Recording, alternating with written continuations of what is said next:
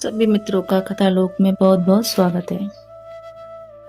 मित्रों, ये उस समय की बात है जब शिवपुरी नाम का एक छोटा सा गांव था, जहां मिट्टी की खुशबू और मेहनत के पसीने में भी जीवन मुस्कुराता था। उसी गांव में रमेश नाम का एक गरीब किसान अपनी पत्नी के साथ जीवन की गाड़ी को किसी तरह से खींच रहा था। घर छोटा सा था, आमदनी कम थी और पेट की भूख अक्सर ख्वाहिशों को निगल जाया करती थी। लेकिन कहते हैं ना, जब भाग्य करवट लेता है तो झोपड़ी भी महल बन जाती है। एक दिन वर्षों की प्रतीक्षा के बाद रमेश के घर में एक बेटे का जन्म हुआ। वो किलकारी जैसे सूखी धरती पर पहली बारिश की बूंद हो जैसा प्रतीत होता था। रमेश और उसकी पत्नी की आंखें नम थी, लेकिन वो आंसू थे खुशियों के, उम्मीदों के, ख्वाहिशों के। गांव वालों ने मिठाइयां नहीं मांगी, लेकिन खुशियां बांटी। बच्चे के आगमन पर हर कोई बधाई देने पहुंचने लगा। रमेश के आंगन में पहली बार रौनक थी। उसी दिन घर पर उत्सव जैसा माहौल था। एक बूढ़े साधु भिक्षा मांगते हुए उनके द्वार पर आए।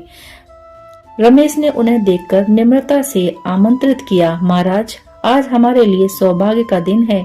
कृपया भीतर पधारिए, भोजन ग्रहण कीजिए और मेरे पुत्र को आशीर्वाद दीजिए। बेटा, आज का दिन तुम्हारे जीवन में बदलाव लाएगा। साधु जी भीतर आए। साधारण मिट्टी के चूल्हे पर बना हुआ भोजन प्रेम से ग्रहण किया। भोजन के बाद रमेश अपने पुत्र को गोद में लेकर साधु के सामने लाया और कहा, महाराज, मेरे बेटे को ऐसा आशीर्वाद दीजिए कि इसका जीवन मेरे जैसा संघर्षमय न हो। साधु जब बच्चे के सिर पर हाथ रखने को झुके तो उसकी दृष्टि शिशु के हथेली पर टिकी ही गई। कुछ क्षणों के लिए उनकी आंखें स्थिर हो गई, जैसे समय थम गया हो। रमेश चिंतित हो गया यह देखकर। महाराज, क्या हुआ? कुछ अशुभ है क्या?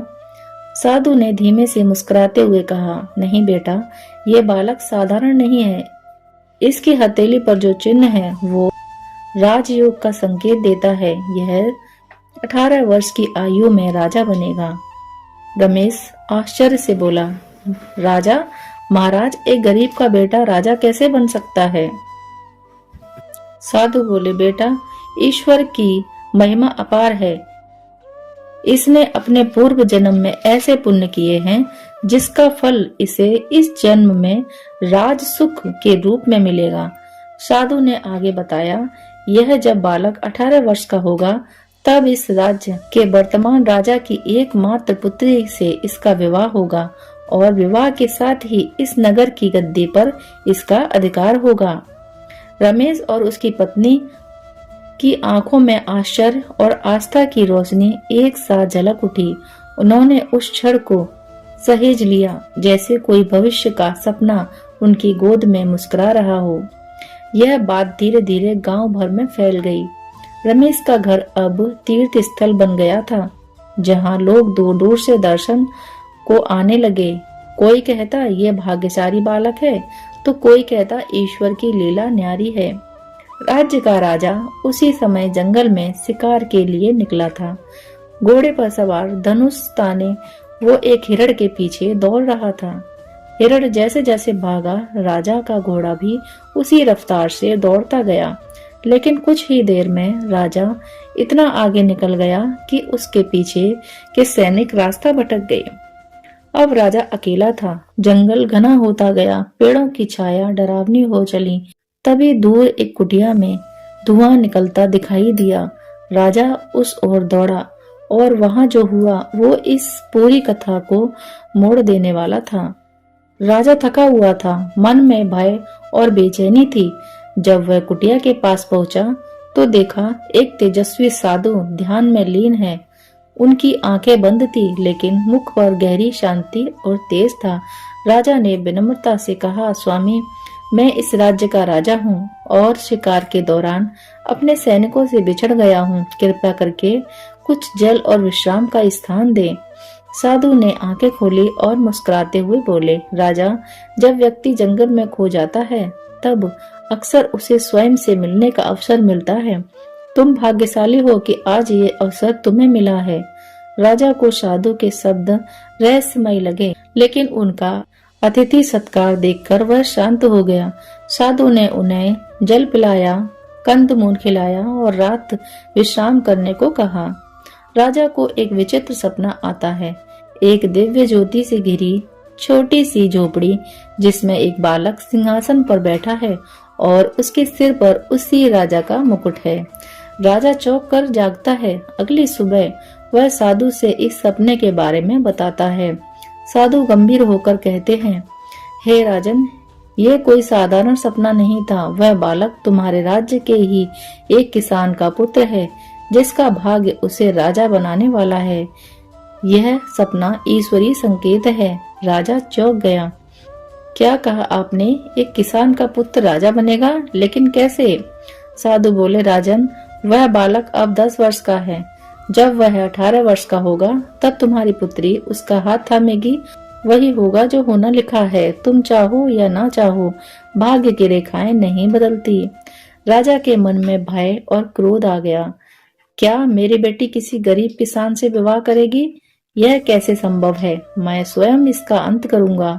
साधु मुस्कुराए, राजन, यदि तुम विधि के विधान से टकराओगे तो विनाश निश्चित है। निर्णय तुम्हारा है। राजा बिना कुछ बोले और महल की ओर लौट गया। राजा ने जैसे ही महल लौटकर किसान रमेश और उनके पुत्र की बात जानी, उसने तुरंत आदेश दिया कि उस बालक को गुप्त रूप से पकड़कर जंगल में फेंक दिया जाए। यहाँ से वह कभी लौट न सके। सैनिकों ने आदेश का पालन किया। रात के अंधेरे में वे रमेश के घर पहुंचे और बच्चे को उठाकर दूर एक पहाड़ी जंगल पे ले जाकर छोड़ आए। रमेश और उसकी पत्नी विलाप करते रहे। गांव वालों को कुछ समझ नहीं आया, लेकिन भाग्य की लकीरें मिटती नहीं, केवल दिशा बदलती हैं। जंगल में अकेले पड़े बच्चे को अगली सुबह एक साध्वी मिलती है। वह उस बालक को देखकर चकित हो जाती है। साध्वी उसे अपने आश्रम ले जाती है। उसका नाम रखती है आर्यन। आर्यन आश्रम में बड़ा होता है। वही विद्या, युद्ध कला, नीति और धर्म का ज्ञान पाता है। उसमें एक जन्मजात तेज था। गुरुजन उसे असाधारण बताते। कोई जानता नहीं था कि वह एक भविष्य का राजा है। समय बीता और आर्यन 18 वर्ष का हो चुका था।